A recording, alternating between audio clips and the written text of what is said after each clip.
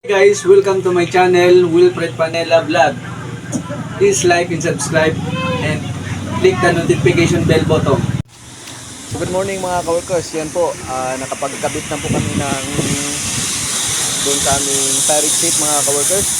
So ayan na po mga ka-workers, kinabit na po namin yung mga gabay. So mga ka-workers, for today's video, yan na po muna ang update namin ngayon.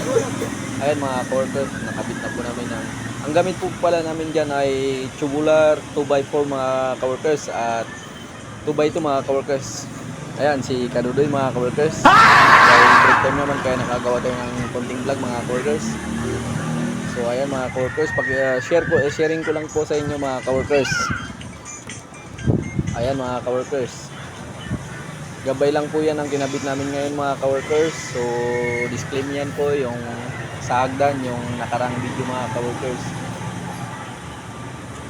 Ayan mga ka-workers, so okay na po yan mga ka-workers dahil yan po ang utos ng ating may-ari. Punta muna tayo mga ka-workers sa ating CR mga ka-workers. So ang ginawa po namin dyan sa CR mga ka-workers, nag-provide po yung may-ari ng mga ka-workers ng D3 na hollow block mga ka-workers. So ngayon yan ang kinabit ng mga ka-workers.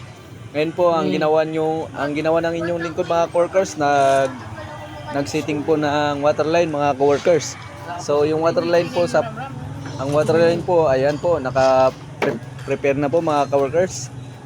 Ayan po, na-prepare ko na po. Tatlong division po yan para sa tatlong CR mga ka-workers.